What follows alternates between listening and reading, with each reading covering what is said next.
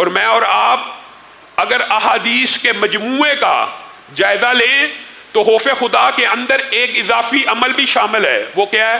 خوف سے، اللہ کے خوف سے ایک تو تک کپ کپی طاری ہو جانا، اور کئی مرتبہ محبت کے ساتھ بھی آنسو جاری ہوتے ہیں، اور برِ صغیر کے معاشرے میں بالعموم محبت ہی کے آنسو زیادہ بہائے جاتے ہیں کہ نام نبی آ جائے انسان کی آنکھوں سے پانی آ جاتا ہے، صحابہ کا نام آ جائے اللہ کا. لیکن کئی مرتبہ خوف سے بھی آنکھوں سے آنسو جاری ہوتے ہیں، اور خوف کی یہ کیفیت اللہ رب العزت کو بھی مطلوب ہے، اور نبی کریم صلی اللہ علیہ وسلم کی بھی متعدد احادیث اس بات کے اوپر دلالت کرتی ہیں. افمن ھذا الحدیث تعجبون، یہ جو اب آیت اتری تو جو اصحاب صفہ کے صحابہ تھے وہ زارو کتار رونا شروع ہو گیا کہ اللہ تعالیٰ کہہ رہا ہے وَلَا تَبْكُونَ، تم روتے نہیں ہو، اور کہہ رہا ہے وَتَضْحَكُونَ، اور تم ہنستے رہتے ہو. اور قرآن پاک میں اگر آپ غور کریں تو قرآن پاک میں یہ سارے الفاظ موجود ہیں، تبکون، یبکون، باقین، تضرعوا لعلہم یتضرعون، یہ سارے کے سارے الفاظ موجود ہیں. وَلْيَبْكُوا کثیرا، کثرت سے رو. گویا یہ عبادت خوف خدا میں یہ رونا اللہ کو بھی مطلوب اور مقصود ہے. جب یہ صحابہ زارو کتار روئے تو نبی محترم صلی اللہ علیہ وسلم کی آنکھوں میں بھی آنسو آ گئے، اور صحابہ کو آ کے تسلی کروائی کہ میرے ساتھیوں، میرے صحابہ، نبی کریم صلی اللہ علیہ وسلم کہہ رہے ہیں، کوئی مولوی یا مفتی نہیں کہہ رہا. اللہ کے ہاں امید یہ ہے جو اللہ کے خوف سے روتا ہے اللہ تعالیٰ اس کے گناہوں کو معاف کرے گا، اور اگر تم گناہ کرو گے ہی نہیں تو اللہ ایک ایسی قوم لائے گا جو گناہ کر کے اس کے اوپر نادم ہوگی، اس کے اوپر روئے گی. اور اگر آپ باقی احادیث کو دیکھیں تو یہ صحیح احادیث سے بات ثابت ہے، اور اس باب میں بعض روایات ضعیف بھی ہیں، لیکن جب صحیح احادیث سے کوئی بات ثابت ہو جائے تو ان کی تائید میں ضعیف حدیثوں کو بھی بیان کیا جا سکتا ہے. صحیح حدیثیں موجود ہیں. نبی کریم صلی اللہ علیہ وسلم نے فرمایا 2 قطرے اللہ کو بڑے محبوب ہیں. ایک خون کا وہ قطرہ جو اللہ کے راستے میں گر گیا، میدان جہاد میں مسجد کے لیے نماز پڑھتے ہوئے آتے ہوئے ایکسیڈنٹ ہو گیا، خون کا قطرہ گر گیا، اللہ کی راہ میں گرنے والا خون کا قطرہ. شاید اس کی سکت تو ہم نہیں رکھتے. جہاد کے اوپر ویسے پابندی ہے پوری دنیا میں، جہاد کا کوئی نام لے مولوی اس کو اٹھا کے لے جاتے ہیں، لیکن جو دوسرا قطرہ ہے وہ بہانے میں کیا عذر مانے ہیں، کیا چیز مانے ہیں؟ اللہ کی قسم کثرت سے گریہ زاری، نوحہ. بلکہ بعض محدثین نے تو یہ بھی لکھ دیا کہ حضرت نوح کا نام نوح اس لیے پڑا تھا کہ اللہ رب العزت کی بارگاہ میں آ کے زارو کتار رویا کرتے تھے. وہ 2 قطرے اللہ کو بڑے پسند ہیں، ایک وہ قطرہ جو خون کا اللہ کے راستے پہ گرا، اور دوسرا جو آنکھ سے نکلا کس کے لیے؟ اللہ کے خوف میں، اور زمین پہ گر گیا. اور دیگر روایات کے الفاظ آپ سن کے حیران رہ جائیں گے. وہ آنسو جو زمین میں جذب ہو گیا، اس بندے کو کبھی بھی آگ نہیں چھوئے گی یہاں تک کہ وہ قطرہ زمین سے واپس نہ لے لیا جائے. کیا جذب ہونے کے بعد واپس لیا جا سکتا ہے؟ اور دوسری روایت جو اس کی تصدیق کرتی ہے جب تک دودھ تھنوں میں واپس نہ چلا جائے اس وقت تک بندہ آگ میں داخل نہیں ہوگا. بتائیے وہ کون سی عبادت ہے؟ وہ کون سی عبادت ہے کہ ایک قطرہ زمین پہ گرے بندہ جہنم سے ایسے محفوظ ہو گیا کہ دودھ تھنوں میں جب تک واپس نہ جائے یا زمین سے یہ قطرہ واپس نکل نہ آئے. اسی لیے بعض روایات کے الفاظ یہ بھی ہیں کہ جہنم کے اوپر سے، پل صراط کے اوپر سے جب آنسو بہانے والے، دنیا میں رونے والے، گریہ زاری کرنے والے اللہ کے خوف کی وجہ سے جب وہاں سے گزر رہے ہوں گے تو جہنم پکار اٹھے گی، جہنم پکار اٹھے گی، گزرو گزرو، تیزی سے گزرو، تمہاری آنسوؤں نے میری آگ کو ٹھنڈا کر دیا ہے. یہ آنسو آگ کو ٹھنڈا کرنے والے، اللہ کے غضب کو ٹھنڈا کرنے والے، اللہ رب العزت کی بارگاہ میں آ کے رو گڑ گڑاؤ. اور یہ صرف انبیاء کا شیوا نہیں تھا، اولیاء کا. یہ صحابہ نے بھی بعض ایسی باتیں کی ہیں.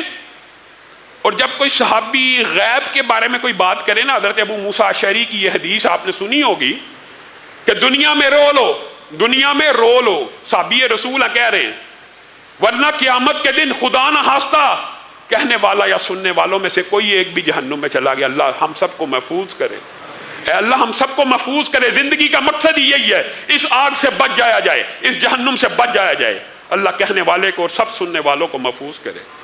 کہتے ہیں اگر کوئی ایک بھی چلا گیا دنیا میں آنسو بہا لو, اگر تم میں سے کوئی ایک بھی جہنم میں چلا گیا تو وہاں خون کے آنسو بہائے گا, اور اتنے بہائے گا ان خون کے آنسوؤں سے ندیاں بن جائیں گی, اور ان ندیوں میں اگر تم کشتی چلانا چاہو گے چل جائے گی. ایک بندے کے آنسو اتنے زیادہ ہوں گے. اور جب امور غیبیہ کے اندر سے صحابہ کسی چیز کو بیان کریں تو طلباء تو یہ بات جانتے ہیں, لیکن آپ کو بھی سمجھ لینی چاہیے وہ حکماً مرفوع ہوتی ہے.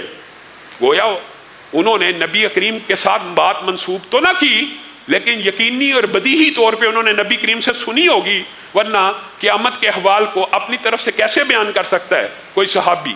تو یہ حدیث حکماً مرفوع بھی ہوتی ہے. اور اسی لیے بعض صحابہ نے, پہلے میں آپ کے سامنے 3 روایتیں رکھوں گا اور پھر چوتھی کی تائید میں کچھ بات کر کے اپنی بات کو ختم کروں گا. نبی کریم صلی اللہ علیہ وسلم اور بنیادی طور پہ اللہ بھی انسان سے یہ چاہتا ہے کہ بندہ خوف خدا میں روئے, اور اپنے آپ پہ یہ کیفیت طاری بھی کرنی چاہیے. یہ کیفیت کئی مرتبہ ایسا ہوتا ہے کہ عبادات کئی مرتبہ انسان کو وہ لطف نہیں دیتی جب تک انسان ان کو اپنے اوپر طاری نہ کرے. تو رونے کی بھی بات ہو سکتا ہے کچھ لوگوں کے لیے اجابت والی ہو, لیکن رونے کی بھی کیفیت اپنے اوپر طاری کرنی چاہیے, کیونکہ بعض صحابہ اس بات کو بیان کرتے ہیں کہ کسی بندے کو اگر رونا نہ آئے تو وہ اس عالم میں جانے کے لیے کم از کم اپنی شکل تو رونے والی بنائے, اپنے دل کی کیفیت تو رونے والی بنائے. مقصود یہ ہے کہ رونا اللہ رب العزت کو اپنی بارگاہ میں پسند ہے. اسی لیے نبی کریم صلی اللہ علیہ وسلم نے ارشاد فرمایا کہ جو بندہ اتنا روئے, یہ مختلف احادیث ہے جن کا مفہوم آپ کے سامنے رکھ رہا ہوں.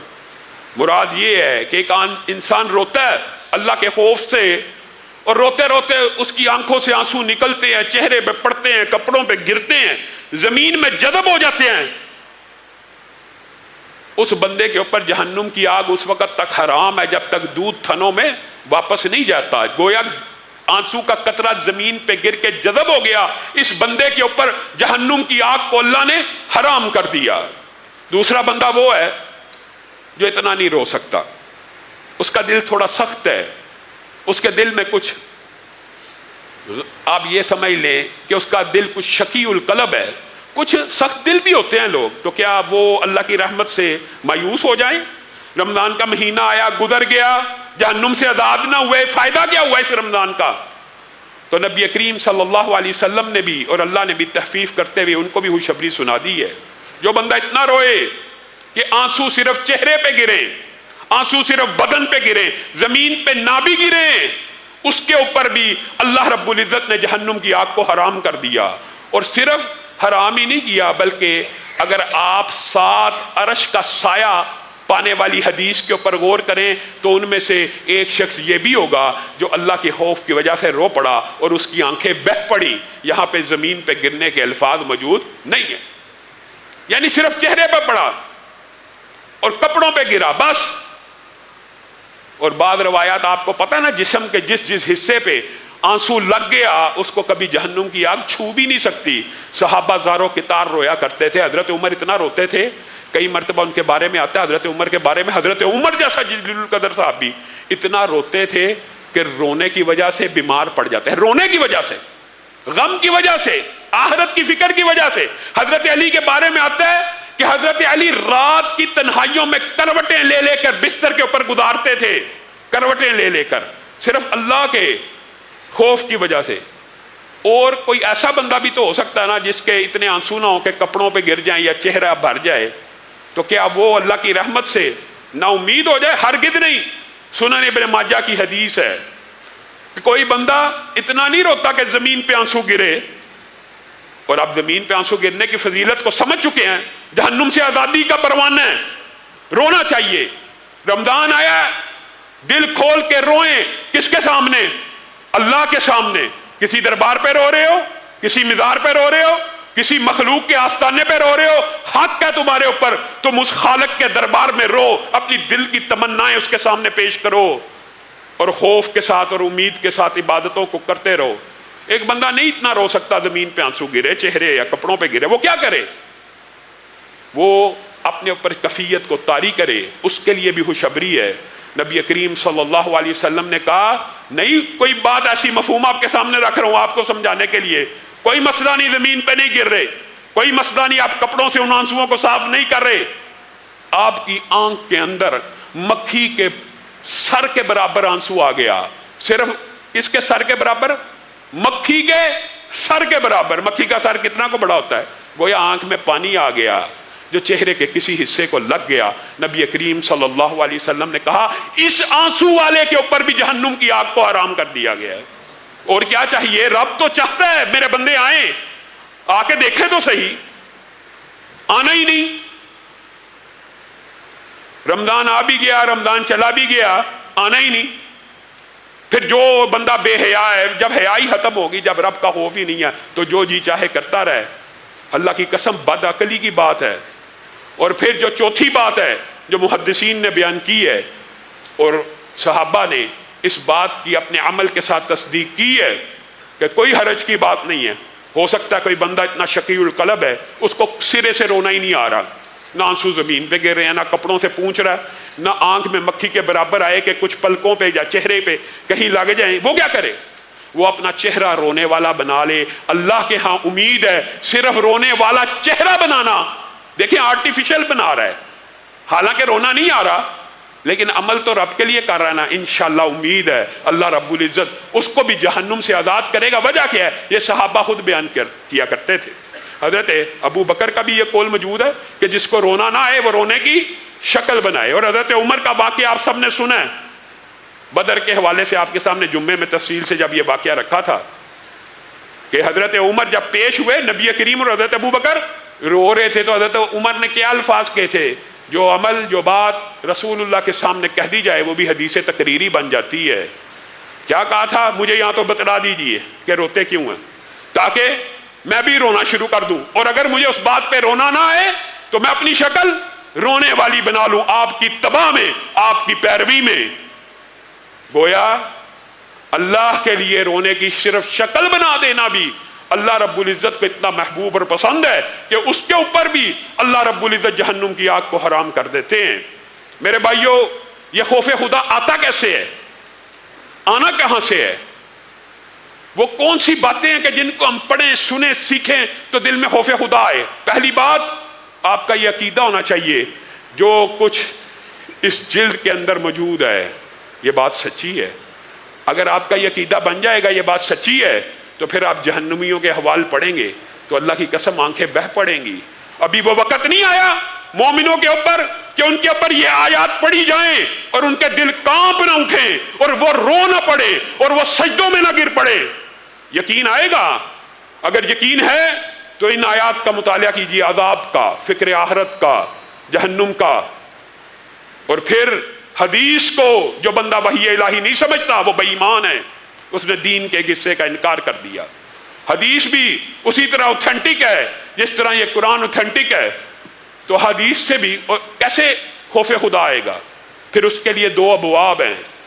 ایک ہے یاد موت, موت کو ہر وقت یاد کرنا, اور یہ رسول اللہ کی اس بارے میں کثرت سے حدیثیں موجود ہیں. اور دوسری بات عالم برزخ, قبر, عذاب, جہنم. انشاءاللہ اسی حوالے سے چند گزارشات کو آپ کے سامنے رکھیں گے کہ خوف خدا جو اس رمضان کا مقصد ہے, جو رمضان ہم سے چاہتا ہے, جو روزہ ہم سے چاہتا ہے, وہ کن امور کو یاد کر کے رسول اللہ نے وہ دو باتیں, ایک موت کے حوالے سے اور ایک قبر کے حوالے سے جو کثرت سے بیان کی ہیں, کوشش کریں گے ان دو باتوں کو آئندہ آنے والے دروس میں آپ کے سامنے رکھیں.